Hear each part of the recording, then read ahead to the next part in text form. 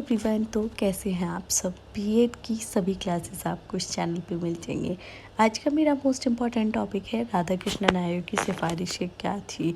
हर एक सब्जेक्ट की क्लास मिल जाएंगी, प्लस पीडीएफ में नोट्स, और पीडीएफ जो आपके असाइनमेंट्स हैं वो फ्री में आपको मिलेंगे, और हैंडमेड नोट्स भी मिलेंगे। तो don't forget to like share subscribe this channel. ये स्टार्ट कर देते हैं। आपकी इसकी मुख्य सिफारिशें क्या थी। सबसे पहला जो विषय आता है वो आता है शिक्षा के लक्ष्य, यानी कि जो एजुकेशन दी जा रही है उसके लक्ष्य क्या है। तो सबसे पहला है लोकतंत्र के लिए प्रशिक्षित करना, है ना, आत्मविश्वास के लिए प्रशिक्षण, व्यवसाय के साथ साथ अतीत की समझ विकसित, जीवन जीने की सहज क्षमताओं को जगाना और अपनी सांस्कृतिक विरासत के उत्थान के लिए विद्यार्थियों को परिचित करना।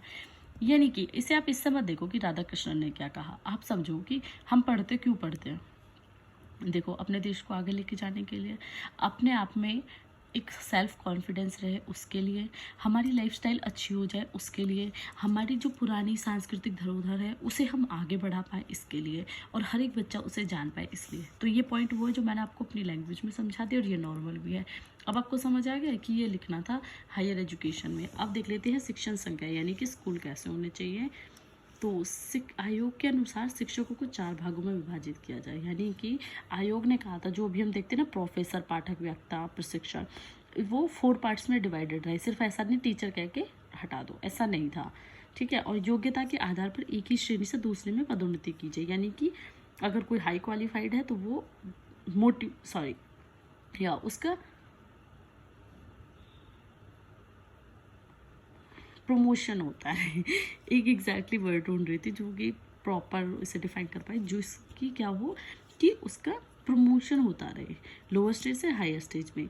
शिक्षण कार्य सप्ताह में 18 घंटे से ज़्यादा नहीं हो। हम देखते हैं कि बहुत ज़्यादा कभी कभी सिस्टम लिया जाता है, और आजकल अगर आप प्राइवेट जॉब्स में देखोगे तो बहुत ज़्यादा वर्क किया जाता है, बहुत ज़्यादा वर्क लिया जाता है एक टीचर से, तो वो नहीं किया जाना चाहिए। और शिक्षकों के अध्ययन के लिए एक बार में 1 वर्ष और संपूर्ण काल में 3 वर्ष का होना चाहिए, यानी कि शिक्षकों को भी पढ़ने के लिए टाइम दिया जाना चाहिए, जो कि 1 वर्ष हो, ठीक है। अब देख लेते हैं शिक्षण स्तर। तो विश्वविद्यालय में 300 से अधिक और उनसे संबंधित महाविद्यालयों में 1500 से अधिक विद्यार्थी नहीं हो, यानी कि ऐसा नहीं है कि एक विश्वविद्यालय में ज़्यादा से ज़्यादा बच्चे ले लिया, नहीं, लिमिटेड बच्चे रहने हैं 3000, ठीक है। और जो उनसे सेल्फ अटैच्ड होते हैं उनमें सिर्फ 1500। कार्य दिवस की संख्या 1 साल में 180 हो, यानी कि सिर्फ 180 दिन ही वो काम करे। मैं जानती हूँ इसे कोई फॉलो नहीं करता आज के टाइम में, बट ये रूल्स थे जो कि राधा कृष्णन आयोग के थे, ठीक है। और कितने कार्य दिवस कितने चाहिए, सिर्फ 180। अध्ययन के कोर्स में किसी पाठ्य पुस्तक का निर्धारण नहीं किया जाना चाहिए, ये भी फॉलो नहीं होता, बट ये फैक्ट है कि एक प्रॉपर बुक को ऐसी नहीं हो कि इस बुक से पढ़ेंगे तभी आप पास होगे, नहीं तो नहीं होगे। भाई, हमें सिलेबस से मतलब होना चाहिए, है ना, सिलेबस कंप्लीट करना है, किसी भी बुक से कैसे भी करो। सायकालीन कक्षाओं का आरंभ होना चाहिए, इवनिंग क्लासेस लगनी चाहिए, ठीक है। अब आ जाते हैं नेक्स्ट पॉइंट नंबर 4 पे। यहाँ तक समझ आ गया, कोई डाउट तो नहीं है ना। अब आ जाते हैं 4th पॉइंट पे कि विश्वविद्यालय की संरचना और संगठन कैसा हो। तो जो आपकी विश्वविद्यालय है उसमें क्या होना चाहिए, 3 स्तर होने चाहिए, स्नातक, स्नातकोत्तर, शोध, यानी कि graduation, post graduation and PhD, ठीक है। ये 3 वर्ष की, ये 2 वर्ष की, ये 2 वर्ष की, जो आज तक चलता आ रहा है वो यही नियम है ना, इसी प्रोसीजर को तो फॉलो करते हैं हम। हमारी बीएससी, बीए 3 साल की होती है, एमएससी, एमए 2 साल की, और पीएचडी आपको पता है, बट पीएचडी यहाँ पे 2 साल की, यहाँ की एमफिल होती थी, अभी वो हटा दी है तो पीएचडी आ गई है ना, वरना एमफिल 2 साल की थी। उच्च शिक्षा को 3 श्रेणियों में बांटा जाए, है ना, कला, विज्ञान, व्यावसायिक और तकनीकी, यानी कि आर्ट, साइंस, टेक्नोलॉजी, है ना, देन कृषि, वाणिज्य, इंजीनियरिंग, प्रौद्योगिकी, चिकित्सा, मतलब सभी सब्जेक्ट हों। ऐसा नहीं है कि जो संबंध विद्यालय है उनमें ये सब्जेक्ट ना हो। हम कभी कभी देखते हैं हमें इस सब्जेक्ट से स्पेशलाइजेशन करनी है, बट वो हमें नहीं मिलती, तो ऐसा नहीं होना चाहिए, सब कुछ मिलना चाहिए।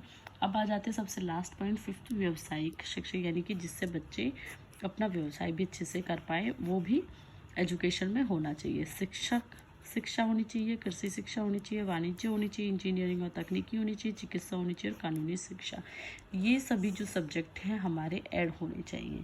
तो एक स्मॉल सा टॉपिक था, आई होप आपको समझ आ गया है। मैराथन कराऊंगी तो बता दूंगी, बट फिर भी मैंने बहुत इजीली समझाया है कि अपने आप से रिलेट करके लिखो। जब भी लिख रहे हो ना, अपने आप से रिलेट लिखो। ये मान के चलो कि देखो, ये वाला टॉपिक है जो विश्वविद्यालय की संरचना, आपको पता है क्या क्या सब्जेक्ट ऐड होने चाहिए वो लिख दो, और जो आज एजुकेशन का सिस्टम है सेम वो लिख दो।